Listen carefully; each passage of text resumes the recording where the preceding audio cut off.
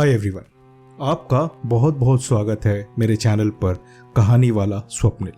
आज मैं आपको गोटमैन की एक डरावनी घटना बताऊंगा, तो तैयार रहिए ये डरावनी घटना सुनने के लिए। अभी बात करते हैं कॉन्टेस्ट के बारे में।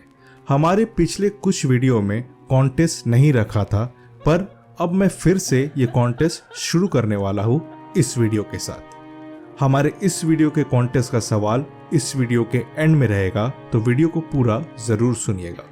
अगर आप चैनल पे नए हैं और अगर आपको मेरी कहानियाँ अच्छी लगती है तो ज़रूर मेरे चैनल को सब्सक्राइब कर ले। तो वीडियो को पूरा एंड तक सुनिएगा। चलिए अपने हेडफोन्स लगा लीजिए ताकि हम शुरू कर सके आज की कहानियाँ।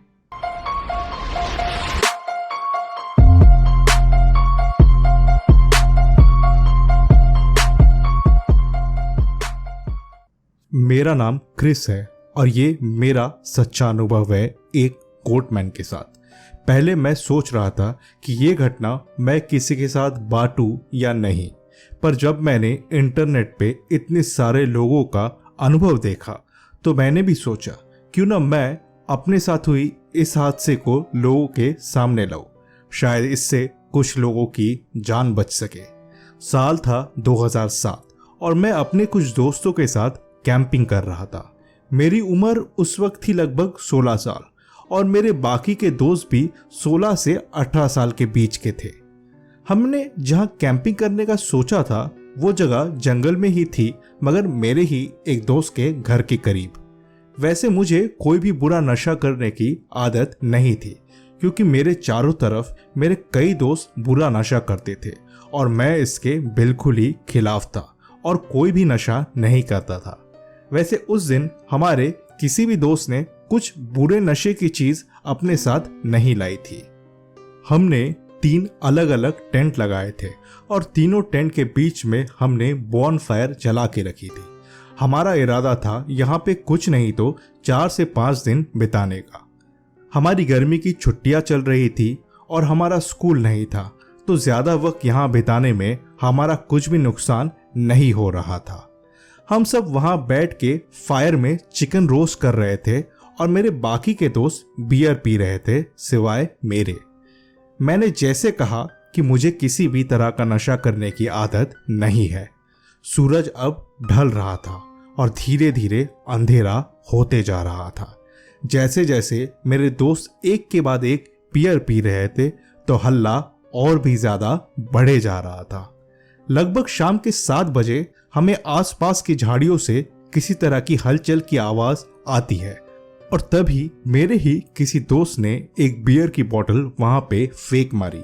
हमें उस बोतल की पत्थर पे गिर के टूटने की आवाज आई। तभी हमें दिखा कि झाड़ियों से कुछ बाहर आता है और 1 सेकंड में ही वापस झाड़ियों में घुस जाता है। अंधेरा रहने के कारण हमें ठीक से दिखाई नहीं देता कि वो क्या था, मगर वो कुछ था और अपने 2 पैरों पे चल रहा था। इतना तो हमें समझ में आया।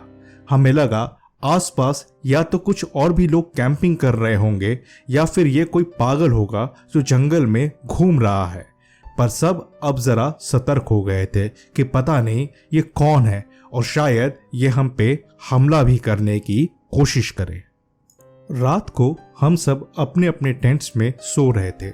मेरे टेंट में 3 लोग थे, मैं, मेरा दोस्त पॉल और उसका और एक दोस्त। मैं वहां पे सबको नहीं जानता था क्योंकि वो सब पॉल के ही दोस्त थे और पॉल ने ही मुझे वहां पे आने का न्योता दिया था। सब कुछ शांत था और अचानक हमें आग में कुछ गिरने की आवाज आती है और तुरंत हम तीनों उठ के बैठ जाते हैं। हमें तभी बाकी के टेंट से भी लोगों की आवाज आती है कि ये क्या है, ये किस चीज की आवाज है। पॉल ने टेंट की जिप को खोला और हम बाहर निकलते हैं।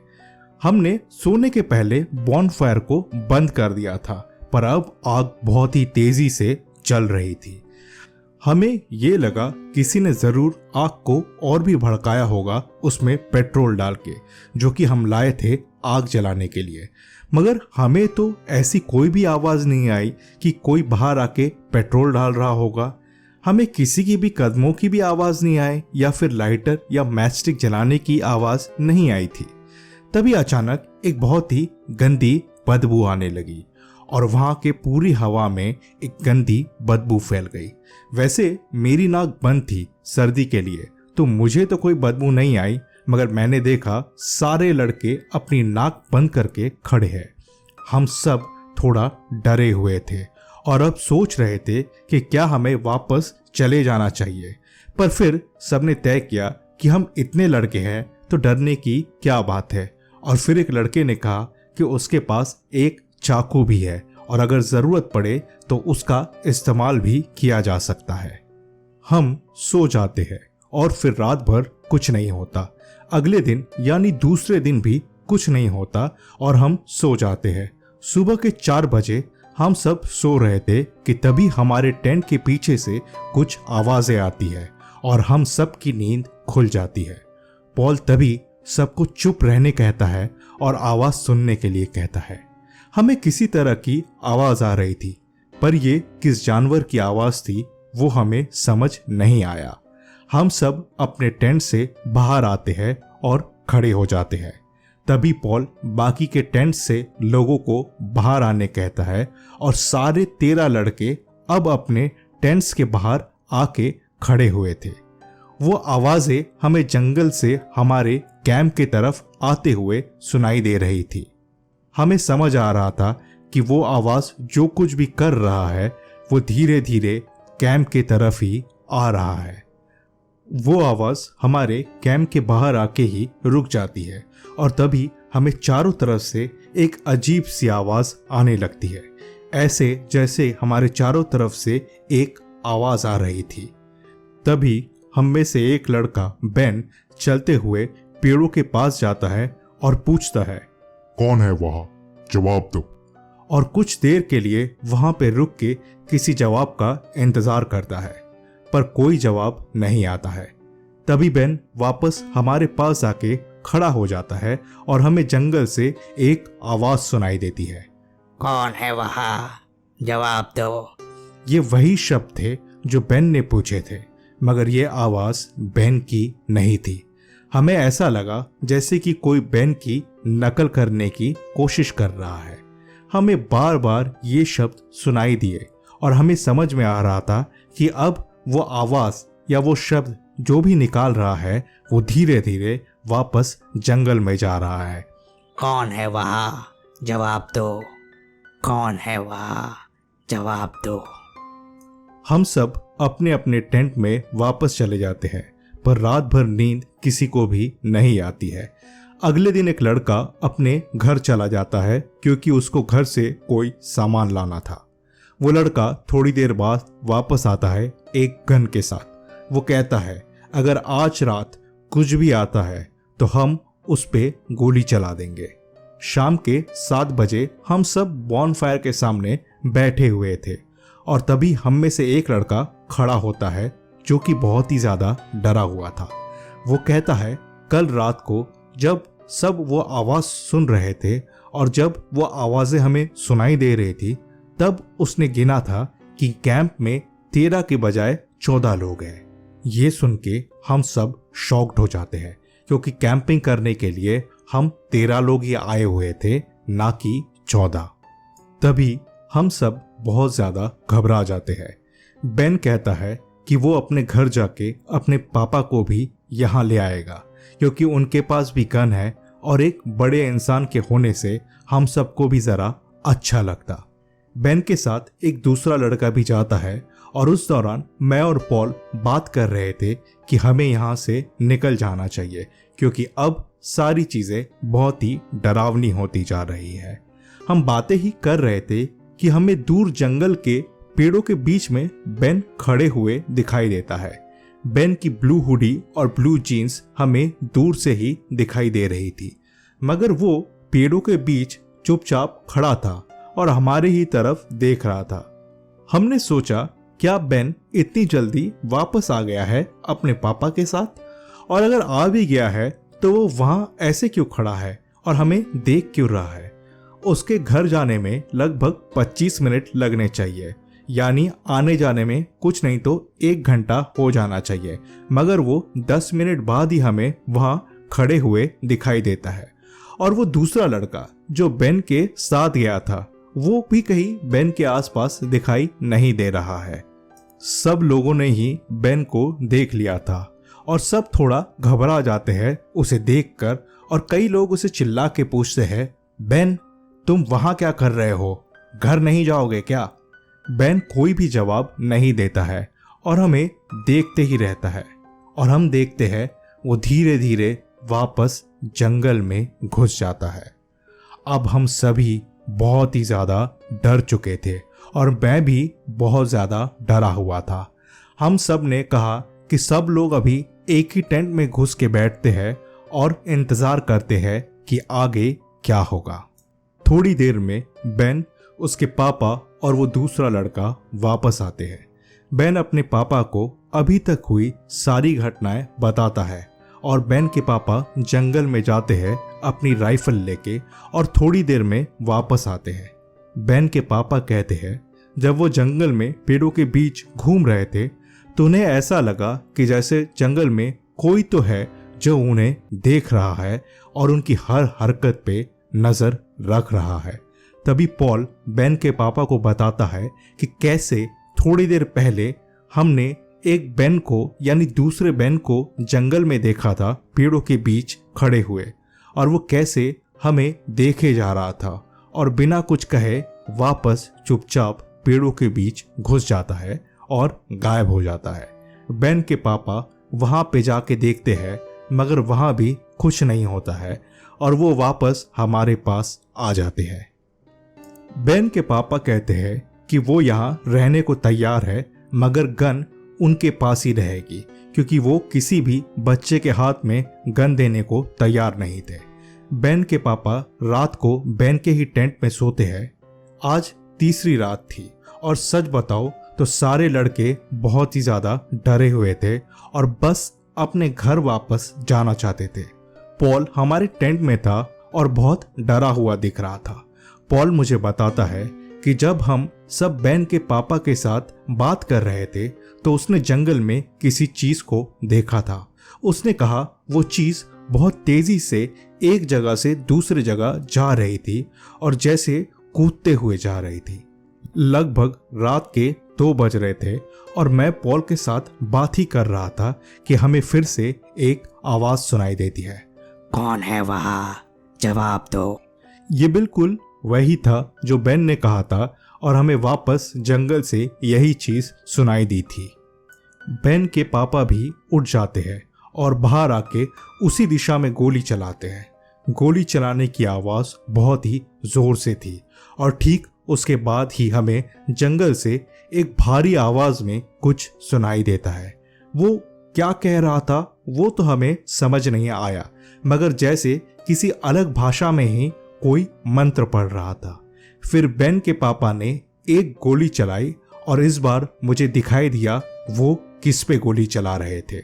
उन्होंने एक काले दिखने वाले साए पे गोली चलाई थी जो कि पेड़ों के बीच में ही बैठा हुआ था। मुझे देख के तो लगा कि गोली सीधी उस चीज को लगी होगी, मगर फिर मैंने देखा वो काला साया खड़ा हो जाता है और धीरे धीरे जंगल में घुस जाता है। ये देख के सभी लोग भाग के अपने अपने टेंट में चले जाते हैं और फिर 2 मिनट तक एकदम सन्नाटा हो जाता है। फिर अचानक हमें अपने टेंट के पीछे से किसी चीज के चलने की आवाज आती है और हमें देखता है कोई हमारे टेंट की जिप को खोलने की कोशिश कर रहा है। पॉल जोर से सामने कूदता है और जिप को पकड़ लेता है और उस चीज को जिप खोलने नहीं देता। तभी मैं और पॉल जोर से चिल्ला के पूछते हैं, कौन है बाहर, कौन है बाहर, जवाब दो अभी के अभी। लेकिन मुझे कोई भी जवाब नहीं मिलता है। हमें फिर से बाहर से आवाज आती है, कौन है बाहर, जवाब दो अभी के अभी। और धीरे धीरे यह आवाज धीमे होती जाती है जैसे कि वो चीज वापस चलते हुए जंगल में जा रही थी। उस रात का सबसे डरावना अनुभव अभी भी बाकी था। रात के लगभग 3:45 बज रहे थे और मेरी नींद खुल जाती है क्योंकि मुझे जोर की टॉयलेट आई थी। मैंने सोचा कि मैं ज्यादा दूर नहीं जाऊंगा और बस टेंट से बाहर निकल के ही टॉयलेट कर दूंगा। मैंने जैसे ही काम खत्म किया तो मुझे दूर के टेंट के पास कोई खड़ा हुआ दिखाई दिया। मुझे दिखा कि टेंट के पास पॉल खड़ा था और वही कपड़े पहन के, और उस टेंट में देखने की कोशिश कर रहा था। मैंने तभी पॉल को उठाया और उससे कहा कि वो बाहर देखे। जैसे ही पॉल उठता है और बाहर देखता है, हम दोनों देखते हैं कि ये दूसरा पॉल जो टेंट के पास खड़ा था वो अपने सर को घुमाता है और सीधा हम दोनों की तरफ देखता है।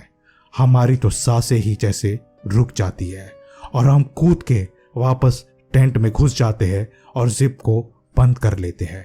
मैं पॉल को धीमी आवाज में बताता हूँ कि कैसे मैं टॉयलेट करने उठता हूँ और वहां बाहर देखता हूँ कि पॉल का हमशक्ल खड़ा है। हमें बात करते करते नींद आ जाती है और जब हमारी नींद खुलती है तो सुबह हो चुकी थी। बेन के पापा और सब लोग ये तय करते हैं कि यहाँ और रुकना खतरे से खाली नहीं होगा और हम सब सुबह सुबह अपना सारा सामान पैक कर लेते हैं और वहां से जाने की तैयारी करते हैं। हम जब घर वापस जाते हैं तो हमें बेन के पापा बताते हैं कि उस जगह पर उन्होंने कई साल पहले एक गोटमैन के होने की बात सुनी थी।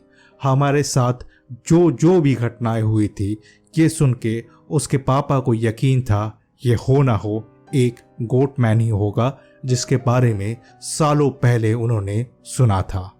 ये खबर न्यूज़ में भी दिखाई देती है और लोगों को भी उस इलाके से दूर रहने की सलाह दी जाती है।